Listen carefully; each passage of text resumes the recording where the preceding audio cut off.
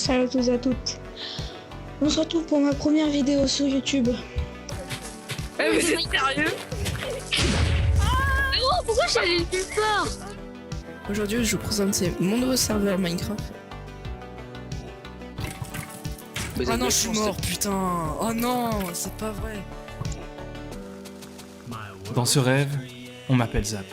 Ce rêve, je l'ai déjà fait des dizaines de fois. Minecraft m'a suivi après toutes ces années, telle une sangsue qu'on ne saurait arracher.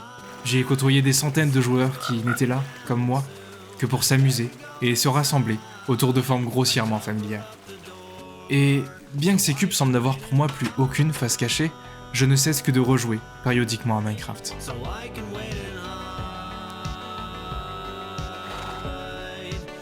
Si aujourd'hui j'y reviens, c'est pour mettre un terme à mon aventure, pour y découvrir le dernier secret qui était là, mais qui avait échappé à toutes mes années de jeu.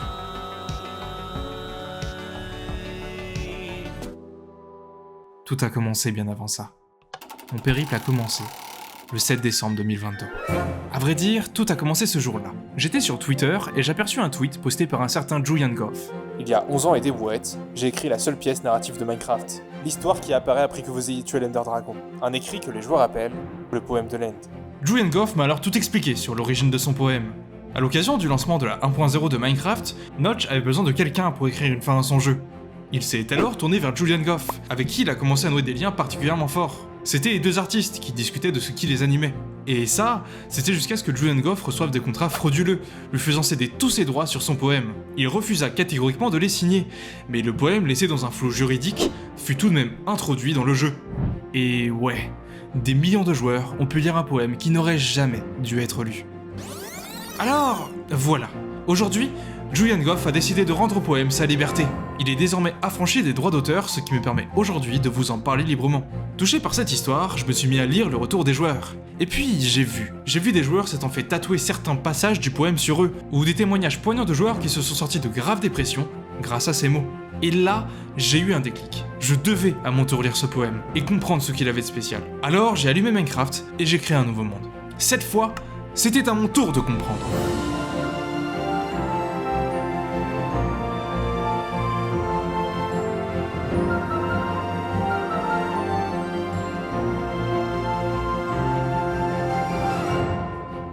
J'avais réussi. J'étais allé au bout du jeu. J'avais terrassé la créature du néant qui s'était mise au travers de ma route. Il ne me restait plus qu'à faire un ultime plongeon. J'étais à 2 pas d'enfin lire le poème à mon tour.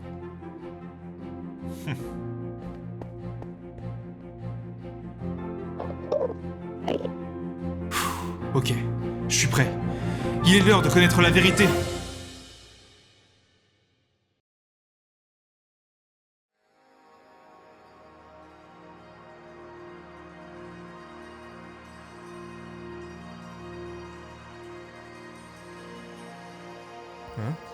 Zap?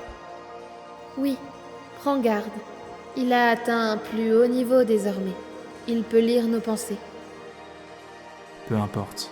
Il pense que nous faisons partie du jeu. C'est ainsi qu'il choisit d'imaginer beaucoup de choses lorsqu'il est plongé dans le rêve d'un jeu. J'étais arrivé à la fin du jeu. Le temps s'était arrêté un instant, ne laissant dans l'espace que moi et 2 entités indéfinissables. À tour de rôle, elles m'ont parlé. Elles m'ont expliqué que je les entendais, car j'étais arrivé à la fin du jeu. Elles savaient ce que j'avais fait pour arriver ici.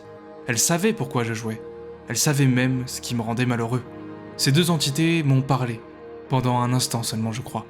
Ces 2 entités aimaient se faire appeler l'univers. Ce jour-là, j'ai promis quelque chose à l'univers. Je lui ai promis de vous parler de lui, et de tout ce que le poème de l'End m'a appris. Les paroles de l'univers seront rapportées tout au long de la vidéo à travers 2 voix, l'une verte, l'autre bleue. La vidéo étant basée sur le poème de l'End, je vous invite vivement à le lire, ou à écouter mon interprétation du poème à ce timecode. Sur ce, commençons.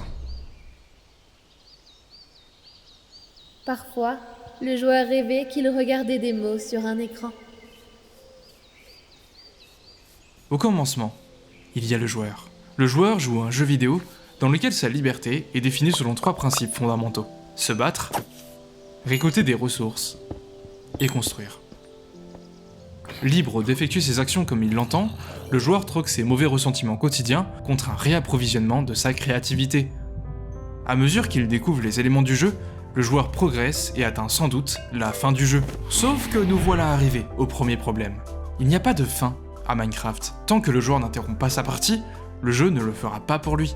Il existe néanmoins un dénouement à l'aventure du joueur, une sorte de climax, l'affrontement contre l'Ender Dragon.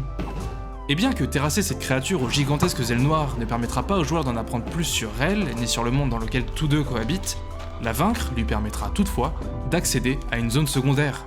Mais si le joueur pense que c'est ça sa récompense, alors je pense qu'il se fourvoie. Explorer, ça, le joueur le fait déjà. Ce que le joueur ne fait pas, en revanche, c'est se demander ce qu'il fait là. Et voilà qu'un jeu qui, depuis le début, parlait au joueur en ligne de code, se met à la fin à lui parler dans une langue qu'il peut sans nul doute déchiffrer, des mots formant des phrases, et des phrases formant un sens. Devant lui, c'est l'univers qui parle. Prends garde. Il a atteint un plus haut niveau désormais. Il peut lire nos pensées. Au commencement, il y a effectivement le joueur. Néanmoins, il y a aussi l'univers. Le joueur n'est pas un joueur comme les autres. C'est un humain, un individu qui a des valeurs et des croyances qui lui sont propres. Peut-être que cet individu-là croit en un dieu, à qui il s'adresserait à la fin de sa vie. Le joueur, quant à lui, ne croit pas en Dieu. Il croit en l'univers, une entité qui a un plus haut niveau de conscience que lui, et qui ne vient pas le chercher à la fin de sa vie, mais à la fin du jeu. Il y a des tas de choses que l'univers aimerait lui révéler, mais il y a un problème majeur qui va venir considérablement compliquer la discussion. Le joueur est encore en vie.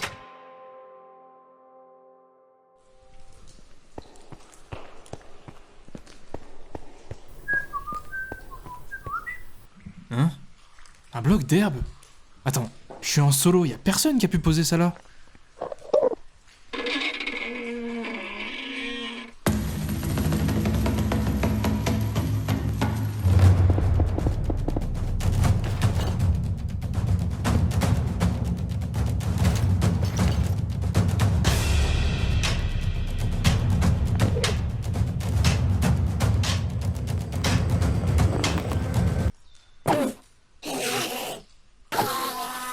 Bon, il a rien droppé.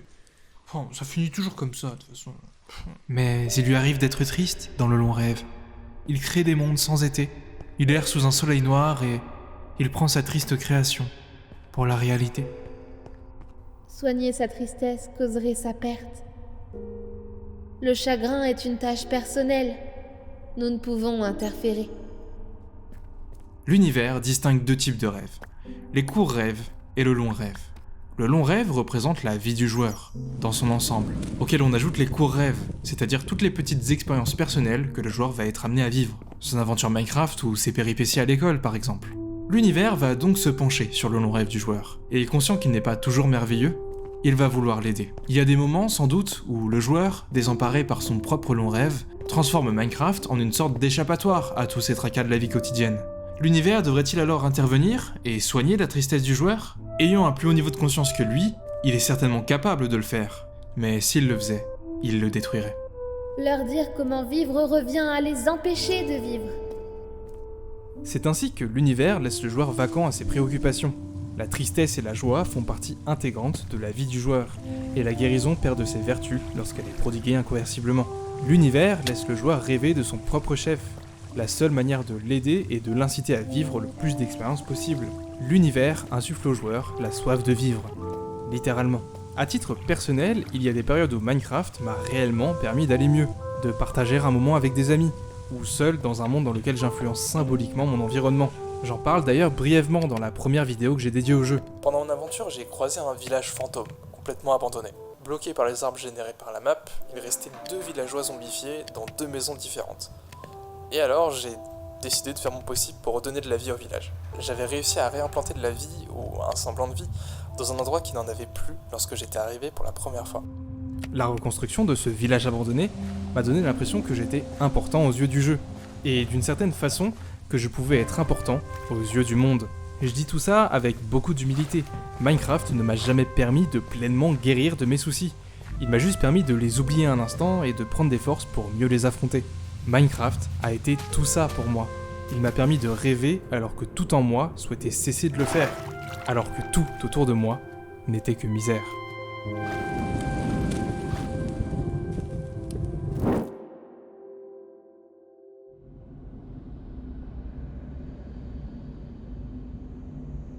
Qui c'est qui a eu l'idée de s'installer dans un endroit pareil? Y a quelqu'un? Y a quelqu'un?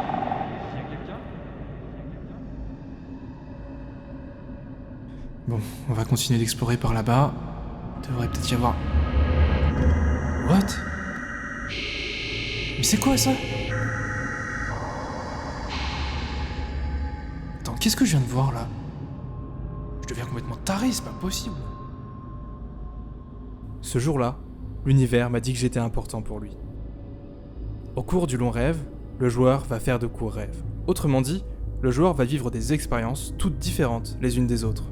La plupart des courts rêves du joueur sont beaux, plaisants et agréables. Mais le joueur, parce qu'il rêve sans cesse, tombera peut-être un jour sur un rêve macabre, difficile et douloureux. Aucun joueur n'y échappe, à vrai dire. Le joueur, en bon naïf qu'il est, entamera ce rêve douloureux comme tous ses autres rêves. Mais c'est en chemin qu'il apercevra sa véritable nature. Et comme pour tenter de l'annuler, il essaiera de s'en échapper.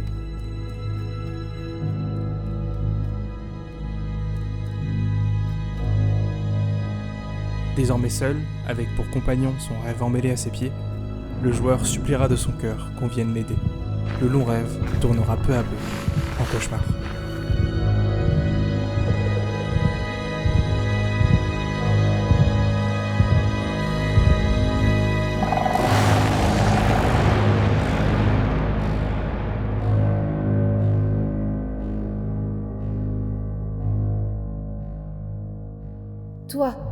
Toi, tu es en vie. Mais il lui faut être fort et tenir bon. Il lui faut vaincre ses peurs et voir la lumière tout au fond. D'aucuns diraient que c'est ici que beaucoup finissent par se perdre. Mais pour éviter que cela ne lui arrive, je lui conseillerais ceci. Surtout, ne laisse jamais tes yeux se poser sur ton dos. Il est des moments où la meilleure façon de se perdre, c'est de regarder derrière, d'inverser son chapeau. Et s'il est des moments où tu ne comprends pas pourquoi cela t'arrive, rappelle-toi que c'est parce que tu es un rêveur. Un rêveur qui, parfois, troque quelques miettes de son bonheur pour quelques brefs instants de peur. Non, l'univers ne donnera pas au joueur la méthode miracle qui le guérirait de sa tristesse. Parce que si le joueur savait comment ne plus être triste, il ne rêverait plus, il ne se limiterait qu'à ce qui ne le chagrine pas, quitte à passer à côté de rêves extraordinaires. Mais il lui faut passer cette étape obligatoire du long rêve, s'il veut être heureux. Le véritable bonheur n'attend que ceux qui acceptent de rêver.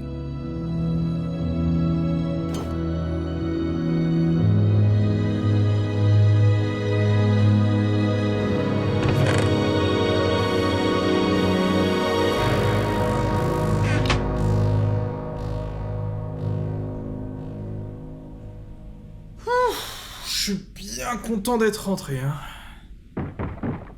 Hein? Y'a quelqu'un à la porte? Bah, je vais aller voir. Oui, bon, j'arrive.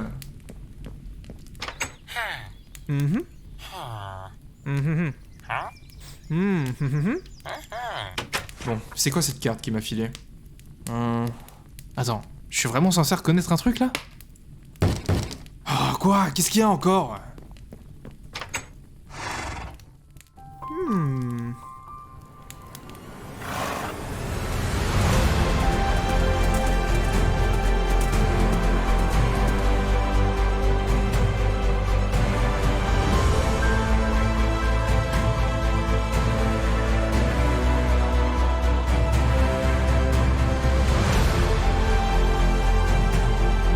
Les atomes du joueur étaient dispersés dans l'herbe, dans les rivières, dans l'air, dans le sol. Une femme récolta ces atomes, elle les but, les mangea et les respira. Et la femme assembla le joueur dans son corps. Et le joueur s'éveilla du chaud et sombre monde du corps de sa mère à celui du long rêve. Et le joueur était une nouvelle histoire, lue pour la première fois, écrite en lettres d'ADN.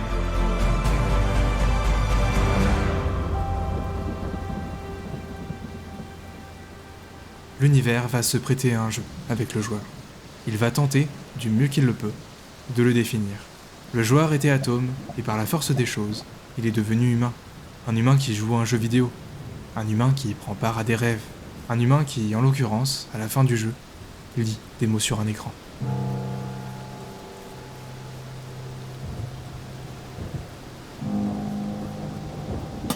L'univers va revenir sur les miracles qui ont provoqué l'existence du joueur. Sur les milliards de paramètres qui se sont additionnés pour lui donner vie.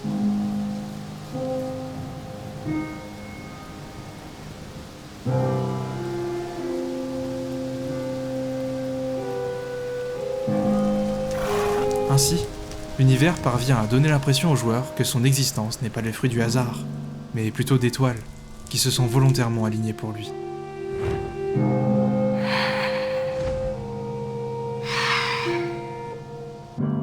Les 7 milliards d'atomes du corps du joueur furent créés bien longtemps avant ce jeu, au cœur d'une étoile.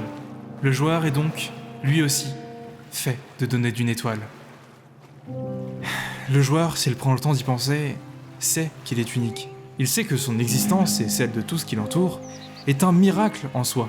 Or, ses pensées, obstruées par des soucis bien trop humains, ne le lui rappellent jamais. Il l'oublie sans cesse. Oui, l'univers n'a pas le droit de dire au joueur comment vivre. Mais il a le droit de lui rappeler comment il est en vie, et pourquoi il vit. Et le joueur est attentif, bercé par des paroles qu'il croit entendre pour la première fois. Et l'univers, lui, a encore beaucoup de choses à lui raconter. Bon, ça doit être ça. On doit être tout près. Je me demande bien à quoi ça ressemble.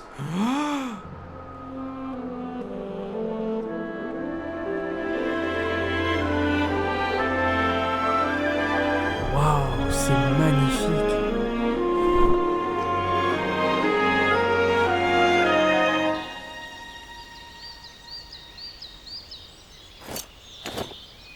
Ok. Allons-y.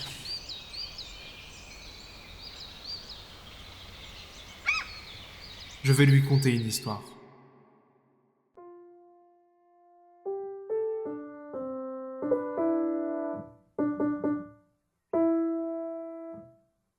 Qui sommes-nous? Autrefois, nous étions appelés esprits des montagnes, Père Soleil, Mère Lune, fantômes, hommes verts, puis dieux, démons, anges, poltergeist, leptons, quarks. Les noms changent. Nous ne changeons pas. À ce stade, il n'y a qu'une seule question qui taraude le joueur. Ce qu'il veut savoir, c'est la véritable identité de l'univers. Je crains qu'il ne doive aller chercher lui-même la réponse à ces questions, si toutefois, il veut connaître la vérité.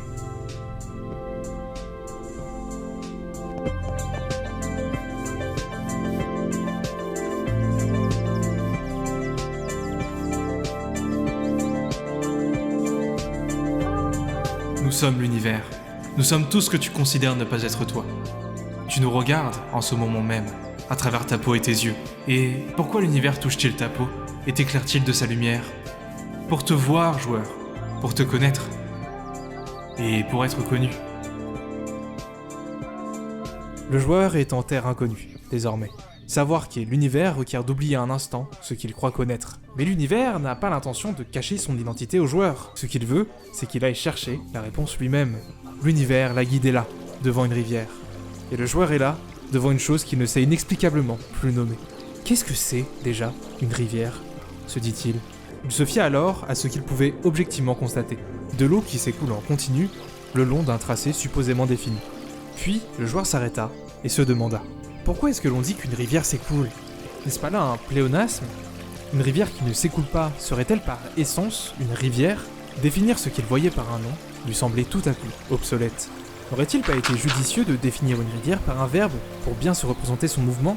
Cette réflexion a amené le joueur à reconsidérer sa façon de conceptualiser l'univers. Comme lui, le joueur est revenu à la source des éléments qui composent son monde, et qu'il croyait inextricablement connaître. Le joueur se refuse de les résumer en un mot, qui ne les définirait pas bien. À la fin de sa démarche, il ne lui restait qu'un mot, dont il n'avait pas encore reconsidéré la nature.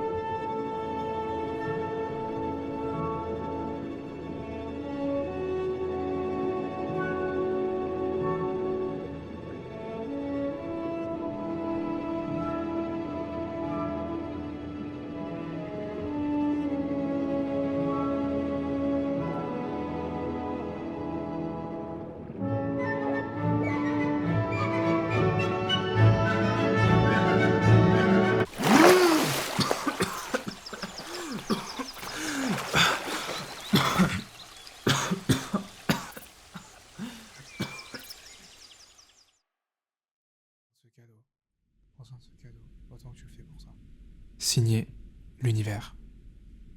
Voilà. Ah, l'univers.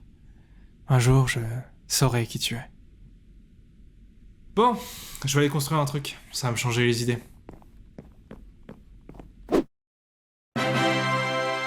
C'est ma maison!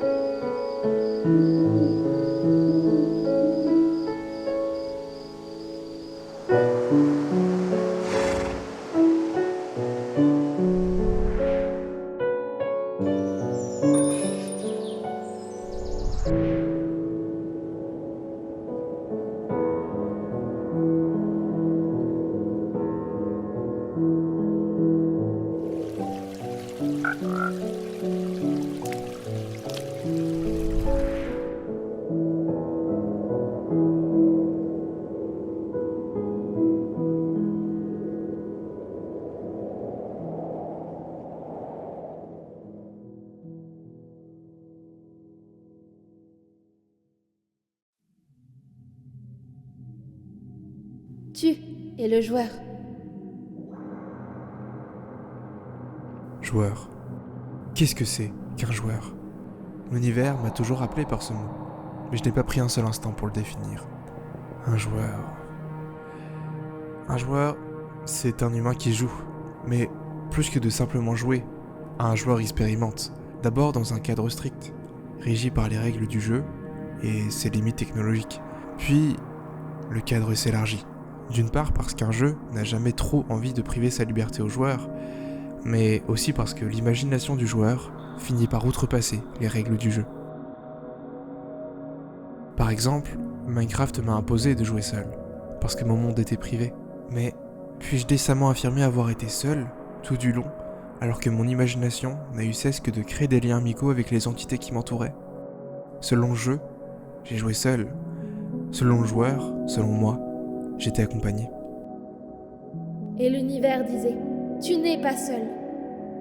Et ces sentiments qui m'ont accompagné tout au long du jeu, de cette douce béatitude d'appartenir à un cocon familial, à celle de la brute tristesse du deuil, ces sentiments-là étaient-ils prévus par les règles du jeu?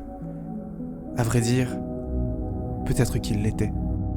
Et l'univers disait, tout ce dont tu as besoin est en toi. Parce qu'un jeu vidéo, certes, ce n'est que des 0 et des 1, des lignes de code. Mais ces lignes de code, comme le joueur, ne se sont pas assemblées n'importe comment. Elles se sont assemblées parce qu'une entité supérieure à elles leur a donné du sens, parce qu'un développeur de jeux vidéo avait lui aussi l'imagination nécessaire pour outrepasser les règles de son jeu. Les 0 et les 1 n'ont pas attendu l'être humain pour exister, dans les faits. Ils ont en revanche attendu l'être humain pour leur donner une âme, pour leur donner un but, un sens, une utilité. Il en est de même pour le joueur vis-à-vis de l'univers. Et l'univers disait, tu es l'univers se goûtant lui-même, se parlant à lui-même, lisant son propre code. L'univers est à l'intermédiaire du joueur et du jeu. J'ai d'abord pensé que l'univers avait une identité. J'ai cherché à comprendre qui il était. Or, ma perception des choses a changé lorsque je me suis demandé si ce texte m'était personnellement destiné. Et bien sûr, il ne l'était pas. Le poème de l'End peut être lu par tous les joueurs du monde. Le poème de l'End, ce n'est que des 0 et des 1, des lignes de code à la fin d'un jeu. Et à travers ce script prédéfini, l'univers est parvenu à titiller mon imagination de joueur. L'univers est parvenu à me faire croire qu'il existait. Et lorsqu'il m'a dit Et l'univers disait « Je t'aime ». j'y ai cru. Je me suis senti aimé. Aimé par des lignes de code que mon imagination a traduit en entité imperméable. J'aurais pu décider, une fois ce chemin de pensée fait, d'arrêter de croire en l'univers, et on s'est bien fait. Mais j'ai décidé de l'inverse. Parce qu'il y a une chose que l'univers fera, le jour où mon monde aura décidé de s'écrouler. Il m'empêchera de mettre fin à mes rêves. Il m'empêchera d'arrêter de rêver. L'univers m'incitera à continuer mes rêves, à rêver encore, à rêver mieux. L'univers, te voilà.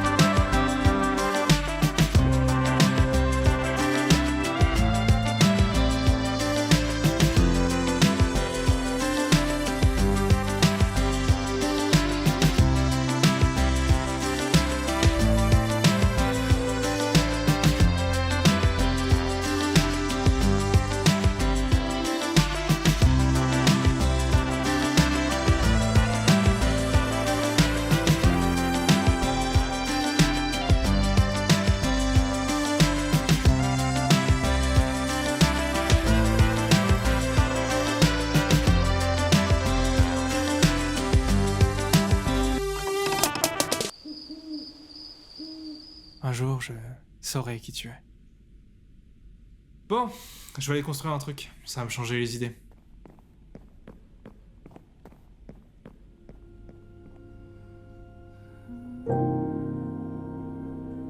Cher Zap, peut-être que dans ton rêve, tu ne portes pas ce nom. En effet, j'ai décidé de t'appeler par celui que tu porteras plus tard. J'espère que ton rêve est bon et que tu profites pleinement de ton aventure. J'espère que tu bâtis des mondes gigantesques avec tes amis. Oui, peut-être que certains d'entre eux te diront à demain et qu'ils ne se connecteront plus jamais à toi et à ton rêve, mais tu t'en feras de nouveau, et ils placeront d'autres blocs dans ton jeune et innocent cœur. Il y a néanmoins des choses que je ne peux te dire. Certaines de mes pensées te sont pour l'heure inaccessibles, mais j'aimerais au moins te transmettre une chose, le poème de Land. Prends soin de ce cadeau, autant que tu le fais pour toi. Signé, l'univers.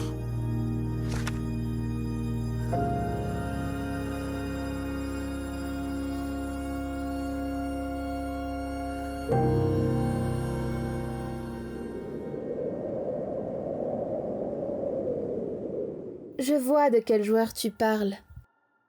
Steve? Oui, prends garde. Il a atteint un plus haut niveau désormais. Il peut lire nos pensées. Peu importe, il pense que nous faisons partie du jeu. J'aime bien ce joueur. Il a bien joué. Il n'a pas abandonné. Il est en train de lire nos pensées, comme si elles n'étaient que des mots sur un écran. C'est ainsi qu'il choisit d'imaginer beaucoup de choses lorsqu'il est plongé dans le rêve d'un jeu. Les mots forment une formidable interface, très souple, et moins terrifiante que de faire face à la réalité de l'autre côté de l'écran. Ils entendaient des voix, avant que les joueurs puissent lire, lorsque ceux qui ne jouaient pas appelaient les joueurs sorciers et sorcières. Et les joueurs rêvaient qu'ils volaient dans les airs, sur des bâtons magiques animés par les démons. De quoi a rêvé ce joueur-là? Ce joueur a rêvé des rayons du soleil et des arbres, de l'eau et du feu. Il a rêvé qu'il créait et qu'il détruisait. Il a rêvé qu'il chassait et était chassé. Il a rêvé de s'abriter. Ah, l'interface originelle. Vieille d'1 million d'années, mais toujours fonctionnelle. Mais quelle structure a créé ce joueur dans la réalité de l'autre côté de l'écran? Il a travaillé, avec 1 million d'autres, à créer un monde réel dans un pli de... et à créer un... pour... dans le... Il ne peut pas lire cette pensée-là. Non, il n'a pas encore atteint le plus haut niveau. Pour cela, il doit accomplir le long rêve de la vie, pas le court rêve du jeu. Sait-il que nous l'aimons? Que l'univers est bon? Parfois, à travers ses pensées, il perçoit l'univers, oui. Mais il lui arrive d'être triste dans le long rêve. Il crée des mondes sans été, il erre sous un soleil noir, et il prend sa triste création pour la réalité. Soigner sa tristesse causerait sa perte. Le chagrin est une tâche personnelle. Nous ne pouvons interférer. Parfois, lorsqu'ils sont plongés profondément dans leurs rêves, je veux leur dire qu'ils construisent de véritables mondes dans la réalité. Parfois, je veux leur dire à quel point ils sont importants pour l'univers. Parfois, lorsqu'ils n'ont pas communiqué avec la réalité depuis un moment, je veux les aider à exprimer les mots qu'ils craignent d'exprimer eux-mêmes. Il lit nos pensées. Parfois, cela m'indiffère.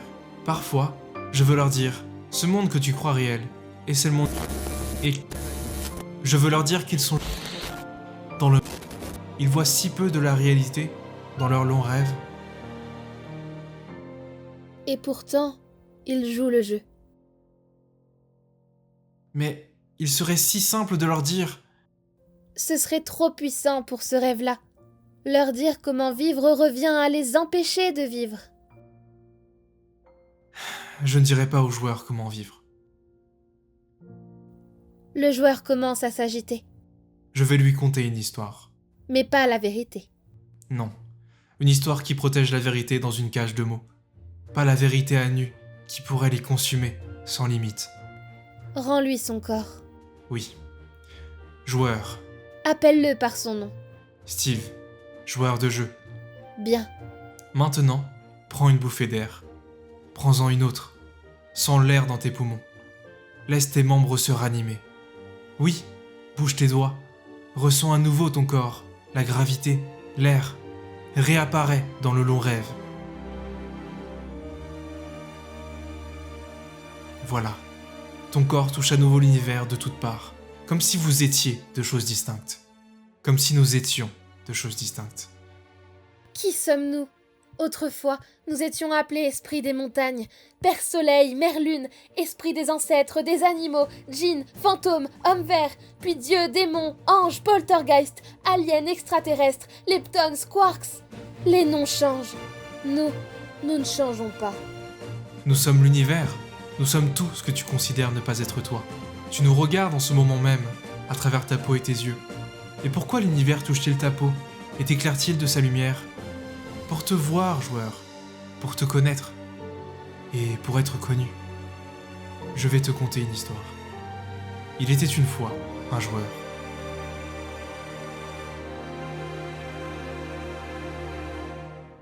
Ce joueur, c'était toi, Steve.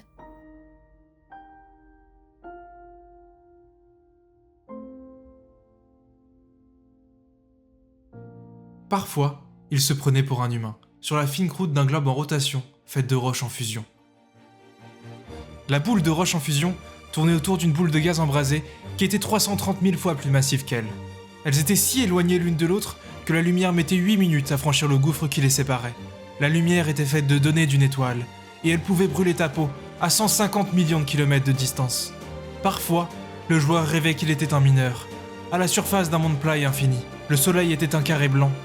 Les jours étaient courts, il y avait beaucoup à faire, et la mort n'était qu'un inconvénient temporaire. Parfois, le joueur rêvait qu'il était perdu dans une histoire. Parfois, le joueur rêvait qu'il était d'autre chose, dans d'autres lieux. Parfois, ses rêves étaient dérangeants, parfois très beaux. Parfois, le joueur se réveillait d'un rêve et plongeait dans un autre, puis se réveillait à nouveau et plongeait dans un troisième. Parfois, le joueur rêvait qu'il regardait des mots sur un écran. Remontons plus loin. Les atomes du joueur étaient dispersés dans l'herbe, dans les rivières, dans l'air, dans le sol. Une femme récolta ces atomes. Elle les but, les mangea et les respira. Et la femme assembla le joueur dans son corps. Et le joueur s'éveilla du chaud et sombre monde du corps de sa mère à celui du long rêve. Et le joueur était une nouvelle histoire, lue pour la première fois, écrite en lettres d'ADN. Et le joueur était un nouveau programme, lancé pour la première fois, généré par un code source vieux d'1 milliard d'années. Et le joueur était un nouvel humain, en vie pour la première fois, uniquement fait de lait et d'amour. Tu es le joueur, l'histoire, le programme, l'humain, uniquement fait de lait et d'amour. Remontons plus loin encore. Les 7 milliards d'atomes du corps du joueur furent créés bien longtemps avant ce jeu, au cœur d'une étoile. Le joueur est donc, lui aussi, fait de données d'une étoile. Et le joueur évolue dans une histoire, qui est une forêt de données plantée par un homme du nom de Julian, et dans un monde plat, infini, créé par un homme du nom de Marcus, qui existe lui-même dans un petit monde privé, créé par le joueur, qui habite lui-même un univers créé par le... Parfois, le joueur créait un petit monde privé, qui était doux, simple et chaleureux. Parfois, il était dur, froid et compliqué. Parfois, il concevait dans sa tête un modèle de l'univers, des éclats d'énergie évoluant dans de grands espaces vides. Parfois, il appelait ces éclats électrons et protons. Parfois, il les appelait planètes et étoiles. Parfois, il croyait qu'il était dans un univers fait d'énergie, qui était fait d'états marche et d'états arrêt, de 0 et de 1, de lignes de code. Parfois, il se croyait en train de jouer à un jeu. Parfois, il se croyait en train de lire des mots sur un écran. Tu es le joueur, lisant des mots... Chut. Parfois, le joueur lisait des lignes de code sur un écran. Il les traduisait en mots, traduisait les mots en pensées, traduisait les pensées en sentiments, en émotions, en théories, en idées. Et le joueur commençait à respirer plus vite et plus profondément, et réalisait qu'il était en vie. Il était vivant. Ces centaines de morts n'étaient pas réelles. Le joueur était en vie. Toi, tu es en vie. Et parfois, le joueur croyait que l'univers lui avait parlé à travers la lumière du soleil, parvenu à travers les feuilles agitées des arbres d'été. Et parfois le joueur croyait que l'univers lui avait parlé à travers la lumière, tombée de la fraîcheur du ciel nocturne de l'hiver, où un éclat de lumière reflété du coin de l'œil du joueur pouvait être une étoile 1 million de fois plus massive que le soleil, fusionnant ses planètes en plasma pour être visible un instant au joueur qui, rentrant chez lui de l'autre côté de l'univers et sentant la douce odeur du dîner s'échappant de sa maison familière, s'apprêtait à rêver à nouveau. Et parfois, le joueur croyait que l'univers lui avait parlé à travers les 0 et les 1, à travers l'électricité du monde, à travers les mots défilant sur un écran, à la fin d'un rêve. Et l'univers disait « Je t'aime ». Et l'univers disait « Tu as bien joué ». Et l'univers disait « Tout ce dont tu as besoin est en toi ». Et l'univers disait « Tu es plus fort que tu ne le penses ». Et l'univers disait « Tu es la lumière du jour ». Et l'univers disait « Tu es la nuit ». Et l'univers disait « Les ténèbres que tu combats sont en toi ». Et l'univers disait « La lumière que tu cherches est en toi ». Et l'univers disait « Tu n'es pas seul ». Et l'univers disait « Tu n'es pas différent des autres choses ». Et l'univers disait « Tu es l'univers se goûtant lui-même, se parlant à lui-même, lisant son propre code ». Et l'univers disait « Je t'aime, car tu es amour ». Et le jeu se termina, et le joueur s'éveilla de son rêve, et le joueur en commença un nouveau, et le joueur rêva à nouveau, rêva mieux, et le joueur était l'univers, et le joueur était amour. Tu es le joueur. Réveille-toi.